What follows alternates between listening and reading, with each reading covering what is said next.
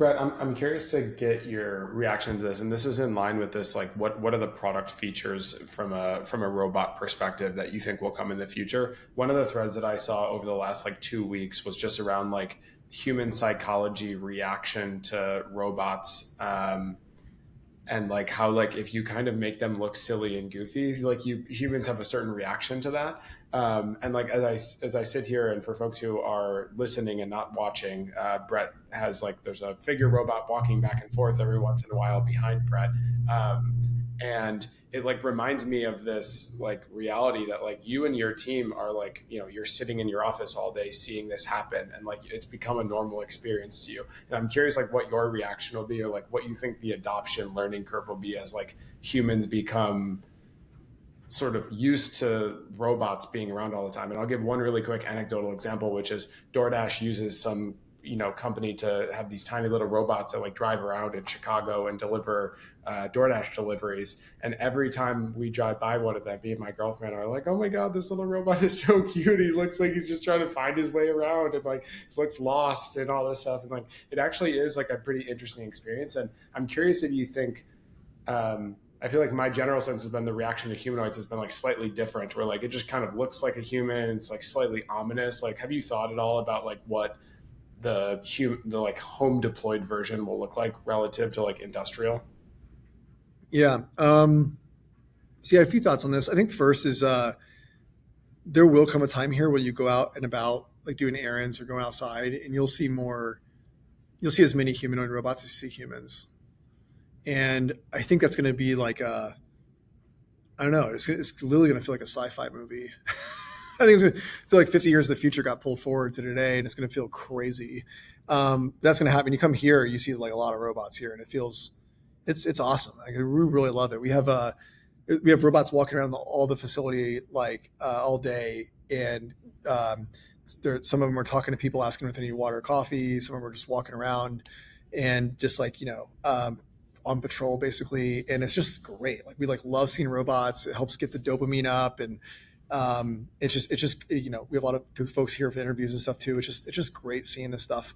My view is that we have like a perfect we spend a lot of time on like the design and aesthetics of the figure robots. So we have a whole industrial design team. Most of them come from like major automotive groups, and we design we think about like the design of the actual robot itself, but also like the like human machine interaction the robots need to go through to ultimately go in homes. So it's like there's like a long thread we can pull on here, but I think one of the things that you mentioned before, like softening the robot up to make it look like it's non-threatening and things like this. I have like a really strong view here that the robot needs to come off as like highly capable, highly intelligent, and sophisticated, because it is. And you'll build the trust with humans of that robot in terms of safety and privacy, by A, doing the right thing, and B, like executing really well from a robot performance, in the actual use cases it's doing, whether it's home or in the workforce. So I think it does a huge disservice when you're putting like these giant like googly eyes on robots and stuff that are like really capable. They're really fast in a lot of cases. They can do most things a human can, here over time. So like putting googly eyes on, it's almost like you're trying to fool other folks to say you're like this precious little thing that is, like just, really funny and cartoonish. I think it's just like really silly from a design perspective. So like there's some robot groups out there that put like eyes and stuff on the robots and like on a screen and things, and it's just like it's goofy in reality. And like these are really sophisticated machines, and they should be designed accordingly in my view. In the home, there's like a whole thing with like safety and privacy and cybersecurity that we're like going through now, and it's like, to be really frank, it's really hard. Like there's like in safety in the home, it's like we don't want to fall on any human, we don't want to fall on any pets. So basically means we need to, at any time, 360 degrees, they need to detect any moving animal or human. And then, there's also like I call it semantic safety, is like we really don't want to be like knocking over the candle and burning the house down. So there's another area of this where everybody needs to be very thoughtful, even if it is physically safe. It needs to be very thoughtful about how it moves through, like say, a home, to not endanger anybody around it. So I think it's a hard one.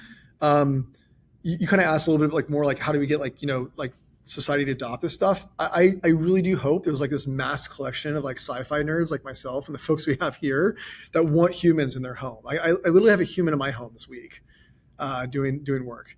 And so I think there's going to be a lot of folks that really want a robot, and that the bar needs to be safe enough, and needs to actually do enough useful work, and it needs to be autonomous. Like, and it needs to be like affordable. Like those are things that need to all happen, and if we can make those happen, I think everybody's going to want a robot to do the laundry, to like take out the dishes, put them away, like make coffee, make food. Like you're going to want somebody to do all this work. Like I wake up in the morning sometimes and unload the dishwasher. It's like, I just like never want to do that ever again. Like I would like, why, So I think when we're able to show that real embodied intelligence can do things like that for humans and do it relatively affordably, we can run those things like all day, all night. I mean, at night it can be just like tiptoeing around really slow, putting away all the dishes or like doing other things. Like, so I think that's going to be a really great